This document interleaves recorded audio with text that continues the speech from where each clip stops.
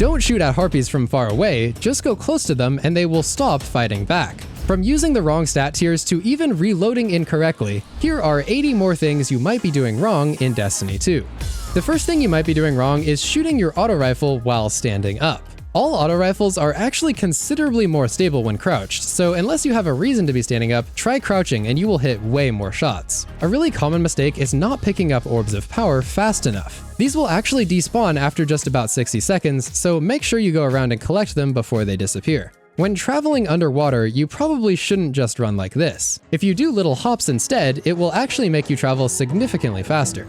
Most people take this route on the Mars Battleground or Nightfall, but technically there is a much better way to do this. You can actually skip this whole section and save yourself a bit of time by just climbing up here and then jumping on these pipes to reach the next level.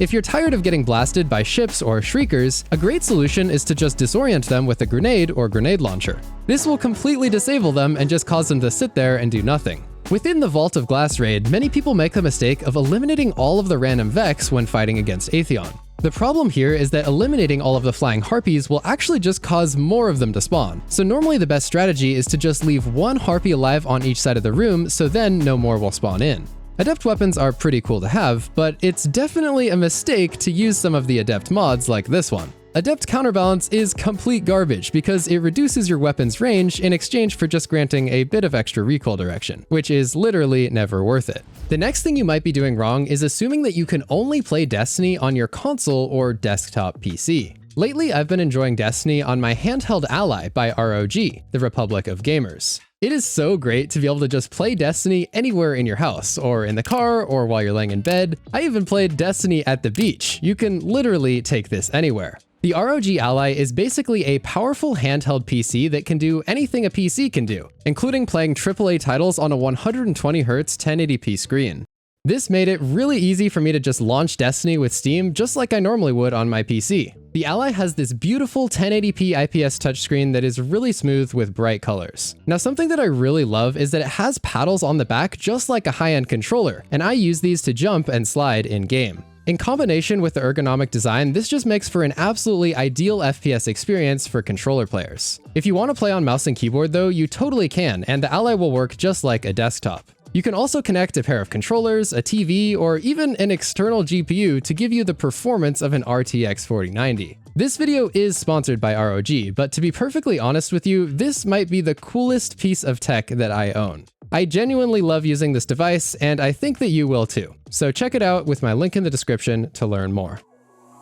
A mistake that most people make in Crucible is standing too close to walls like this instead of being a little further back like that. If you're too close to a wall, it will actually let your opponent see you before you even come out of cover, and obviously this will often make you lose the engagement. I never thought I'd be able to say this, but it's actually no longer a good idea to level up your weapons at Shirochi. You can now just buy levels really inexpensively for a few enhancement cores and easily level up your weapons. However, if you happen to be low on cores, you're either a brand new player or you're probably doing something else wrong. In order to have a lot of cores, you should always equip the lesser core harvesting mod on your Ghost for whatever activity you're doing, and then you'll get plenty of cores by just completing basic things like Crucible, Strikes, or Gambit. The Gunsmith bounties will give you cores every day, so you should always be stocking up on these. You can also dismantle this material called Finest Matter Weave because each of them will give you an enhancement core. And finally, one prism can also be converted into 3 cores. If you would like to do this, simply upgrade a blue item to level 8 and then dismantle it for a net gain of 3 cores. If you're holding down the trigger while riding a heavy pike and firing it full auto, you're definitely doing it wrong. You can shoot it about twice as fast by tapping the trigger rapidly instead. When your whole team goes down and this icon appears, a lot of people make the mistake of just sitting there and doing nothing. What you might not know is that you can still actually respawn during this time, so you should definitely be pressing your respawn button. For example, if the game says that you can respawn in a few seconds at the same time that your teammates wipe, you'll have an epic hero moment where you can respawn and go revive everyone. Celestial Nighthawk is a hunter exotic that combines all of your golden gun shots together into one massive high damage blast, but sometimes people make a huge mistake with this that really decreases its potency. If you equip the Deadshot option of the super instead of the Marksman option, you will deal just a fraction of the damage, completely defeating the purpose of using the exotic in the first place. The next thing you might be doing wrong, according to this guy, is not subscribing, and because I'm giving away a few copies of the final shape to people who subscribe in the next 90 days, I'd say that this guy is correct. Every time I see this next one, I'm just baffled, but some people still invade in Gambit while holding moats. If you have literally any amount of moats, please bank them before you go risk your life and invade the enemy side. Eager Edge is a sword perk that makes your sword swing go really far, but some people kind of use it incorrectly. If you simply pull out your sword and swing it, your momentum stops right away. However, if you swap to a different weapon right after swinging your sword, you'll maintain a lot more of your momentum and actually travel a whole lot faster. Speaking of momentum, if you ever find yourself in the air and descending towards a sloped surface, you can gain tons of extra momentum by immediately jumping on the sloped surface. Just look how fast I'm able to go after immediately jumping on the staircase. This technique can also be rather helpful in Crota's End. If you tend to pop your barricades and rifts out in the open, or when you're actively being shot, you're definitely doing it wrong. I constantly see Titans trying to put up a barricade halfway through a gunfight with me, and it has literally never worked. These class abilities are much better used nearby cover to grant you additional safety. Mods are perhaps the #1 most important thing when it comes to making a powerful build in any activity, and yet I keep seeing people using really bad ones or simply neglecting to equip any of them at all. For example, some of these mods are really just not that effective in PvE, like anything that grants target acquisition or airborne effectiveness, or stuff like this that is simply outclassed by other mods that do a better job. A concerning amount of people seem to be obsessed with getting their recoil direction to end with the number 5. While this does make your recoil more vertical on average, you're definitely doing it wrong if you're prioritizing this over a much higher recoil direction stat. For example, a 90 recoil direction stat will be vastly superior to something like 65. The fastball mod makes your grenades go faster and further, but you're definitely doing it wrong if you equip this mod with any of these exotics. These exotics all give you fastball by default, so equipping the mod will actually provide no extra benefit. When you're invisible, you should be really careful about making a lot of noise. Although enemies will never attack you while you're invisible, making a lot of noise will attract them to your location, and they will prepare to ambush you as soon as your invisibility ends. Like for example, this guy doesn't know that I'm here, but as soon as I jump, he immediately runs over to my location. This tip also applies to PvP. You definitely shouldn't make any noise when you're trying to sneak up on your opponents.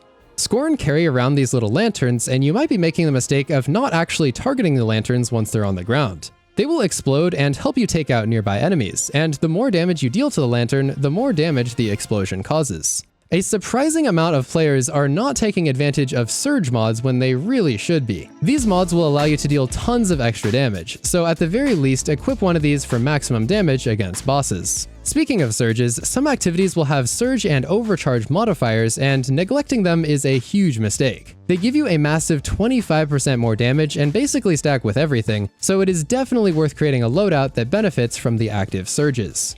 Fireteams often make the mistake of grouping up and just standing on one plate in encounters like this one. Although this might be slightly safer, it's definitely more optimal to divide up and stand on all of the plates simultaneously if you can manage to survive. During the Sparrow section of this strike, the blights can definitely give you some trouble. However, you can actually just delete them by using one of these things from the previous room. The best part is, if you simply take out one blight, all of the others will instantly disappear. A surprising amount of people make the mistake of not strafing, or at least not strafing well enough. In both PvE and Crucible, strafing is almost as important as your aim, and it seems a lot of people don't realize this. I also want to note here that if your strafe is really basic and looks like this, it's better than holding still, but you can definitely do better.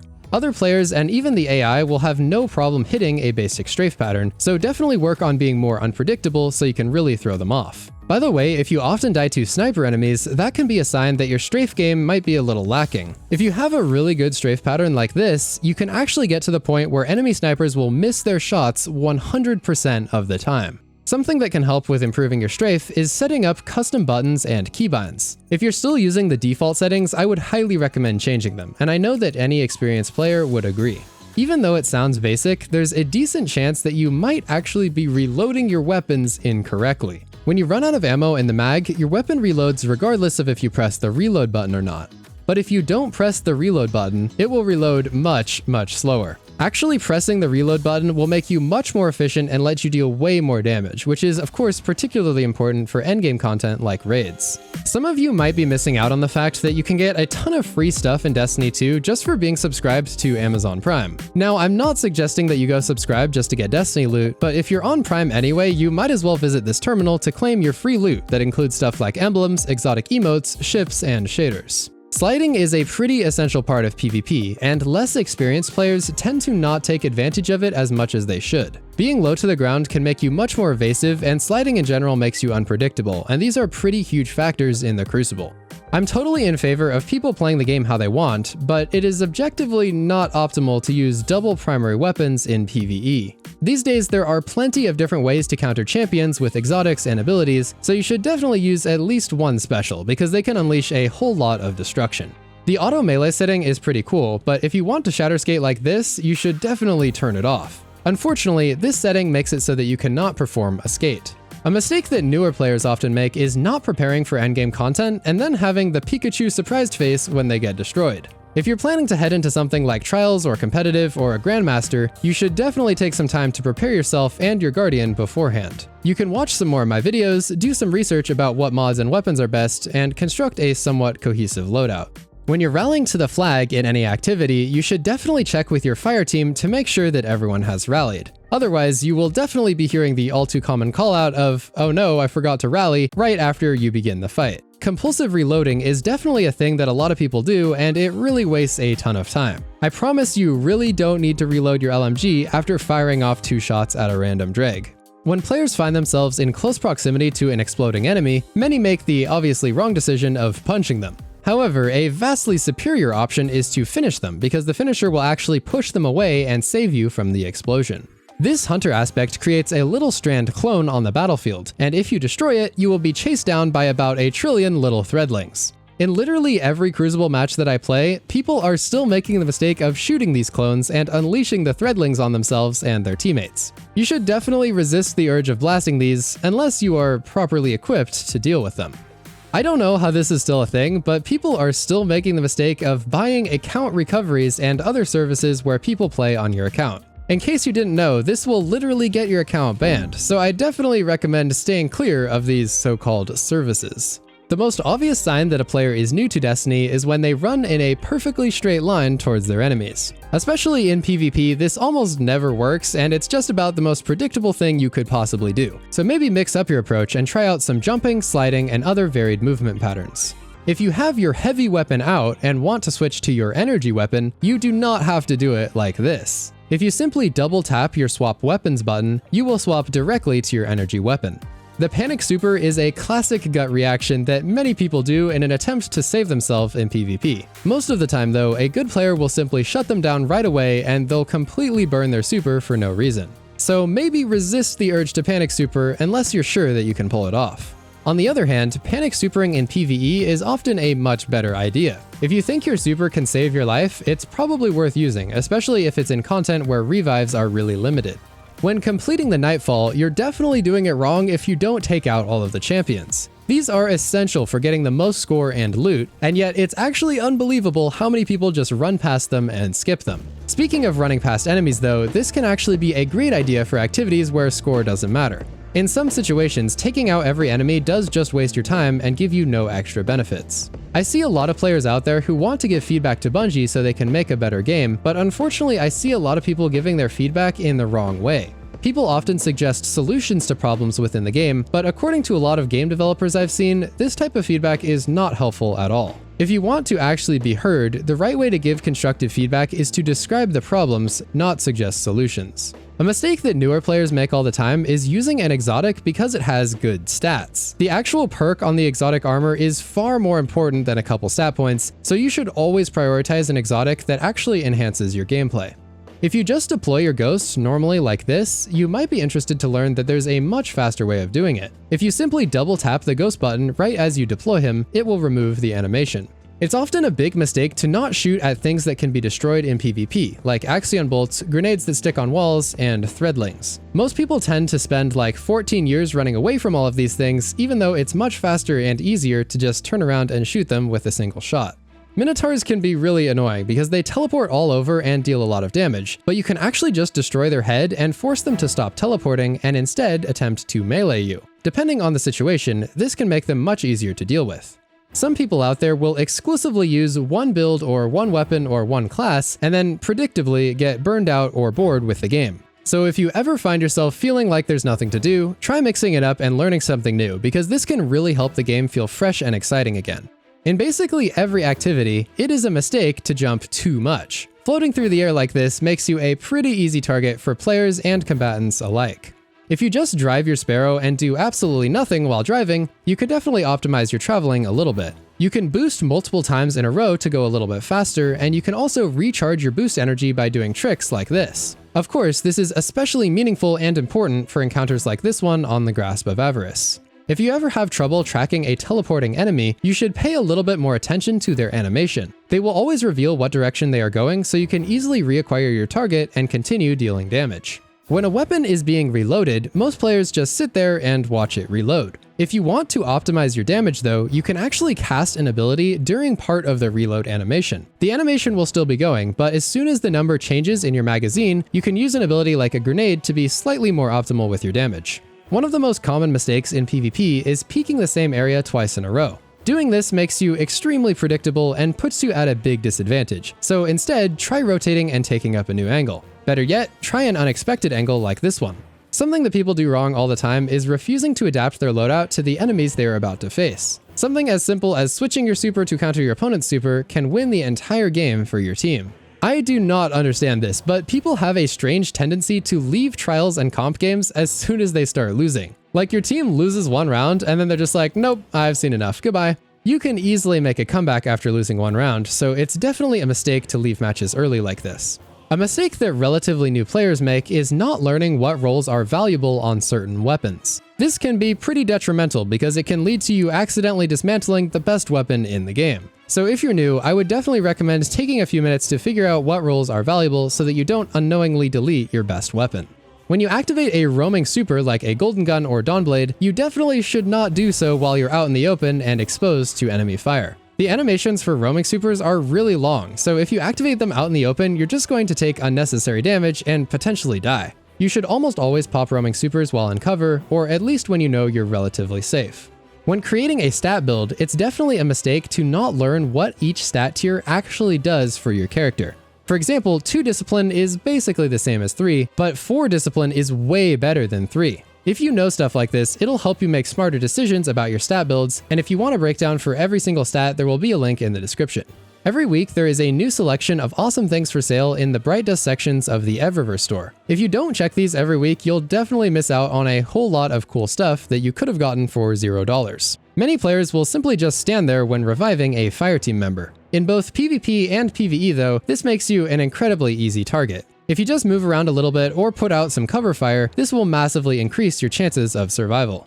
Especially for people who are less experienced with FPS games, it's pretty common to aim incorrectly, or at least too rigidly. Some people will rarely hipfire, and others don't aim down sights as much as they should. Having a good balance of both and learning when to hipfire and when to aim is crucial, especially for PvP. In basically every activity, it's a mistake to wait for the perfect moment to use your heavy ammo and your super. That perfect moment will never come, and you'll just be holding yourself back by neglecting the most powerful things in your arsenal. Actually visiting the physical vault in the tower isn't technically wrong, but it's kind of like still being on the iPhone 3. Now that we have the loadouts feature and also third-party apps like the Destiny Item Manager, it is always easier to just use one of those instead of actually visiting the vault. This next one is more of a technical setting, but an absolutely massive mistake that many FPS gamers make is not turning on their monitor to its maximum refresh rate. A high refresh rate instantly makes you way better at any game, so it's absolutely essential to make sure you have the highest refresh rate selected. When you're in a team and someone is using a rocket launcher, please don't make the mistake of walking right in front of them. This will of course cause your teammate to blow themselves up, and this happens far more often than it should. Try to just be mindful of everyone's position, including your own. Certain weapon ornaments will actually make your weapons perform better, and you're definitely doing it wrong if you don't take advantage of them. Like for example, this Vigilance Wing ornament makes the sights much more open, allowing you to have a much better view of your target. The vast majority of Destiny players do this next thing wrong, and it results in them getting armor with stats they don't actually want. This is because they are using the wrong armor focusing mod on their Ghost, because the mods are very difficult to understand. To find out more, watch this video on my second channel where we cover 70 more things you might be doing wrong in Destiny 2. And there you go. Now that you know all these things, you'll be a much better player and make less mistakes in Destiny. If this video gets 16 likes, I will upload again next month.